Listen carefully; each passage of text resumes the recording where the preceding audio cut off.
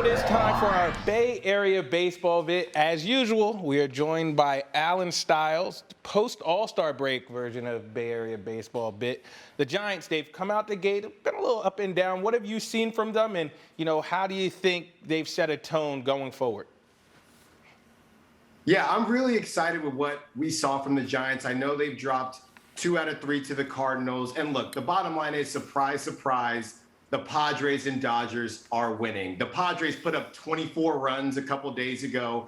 They're just not going to go away, and this is going to be a battle to the bitter end. But I'm excited from what I've seen from the Giants. Their bullpen is starting to round out and figure out what they want to be, what they want to become as far as, everything that we've expected. But the problem is the Dodgers and Padres, they're just too hot right now. And, at the beginning of the season, I was more afraid of the Padres. But the Dodgers, they have veterans. They have World Series caliber swag.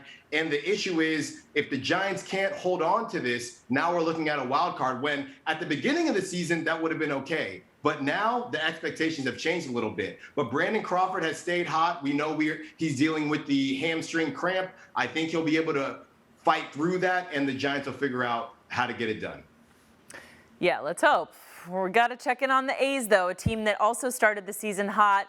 Maybe you've had some bumps in the road since then. They are known, though, for their late summer hot streaks. That's kind of the reputation this franchise has developed. Can they do it this year, though? Are they going to be able to catch the Astros?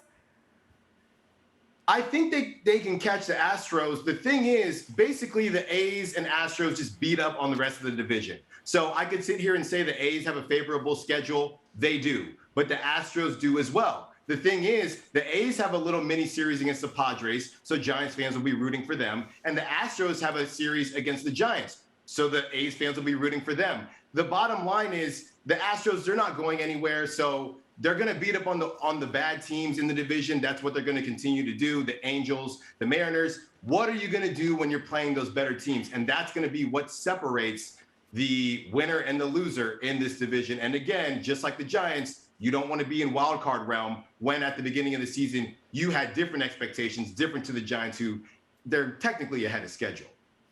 All right, Alan, you can't bring up the A's without talking about a little bit of drama.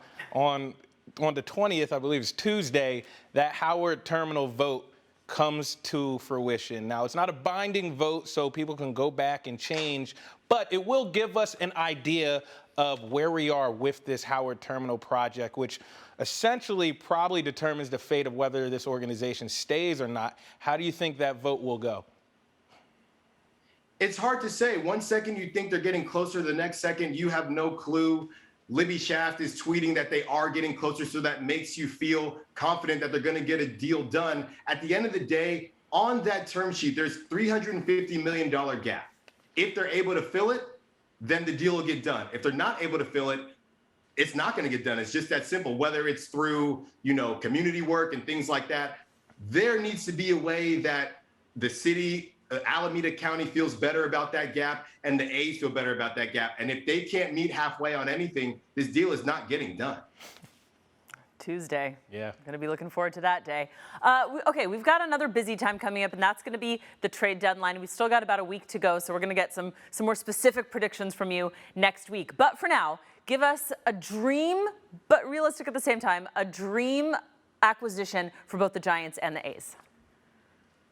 Yeah, I think the dream for the Giants would be Max Scherzer. I've talked about it before, and I'll probably talk about it again. Johnny Cueto isn't getting any younger, and he's a bit of a wild card right now, no pun intended. So Max Scherzer, he could round out that staff. Max Scherzer could also round out the A's staff too, and probably any rotation in Major League Baseball. But I do think if we're talking specifically to the Giants, he could really help them as well. And I would talk to Chris Bryant if I were the A's, because, he's a guy, we know he came up as a third baseman, but he's a hitter. At the end of the day, he's a hitter. And when you look at the holes in that A's lineup that show up time and time again, I know they have bullpen issues, but we can figure that out later. There's pitchers everywhere, as they typically say. I do think that Chris Bryant could really help the lineup. The question is, in the long term, can you get him to buy into no longer playing third base? Because you got our boy Matt Chapman over there. and he's a Gold Glover, and he's not moving for anybody. So if you can get him to buy into that, then I would go for him. But if it's going to be another typical A's rental, I'd probably stay away. But in a perfect world, you add those two, and we might be seeing a Bay Bridge Series 2.0. Wow, Scherzer and Gausman in San Francisco, and then Chapman, Bryant, and Olsen in Oakland. I'm here for that. One could dream. All righty, that's your Bay Area baseball bit. We have our boy Alan and Kate, and we'll be right back after the break.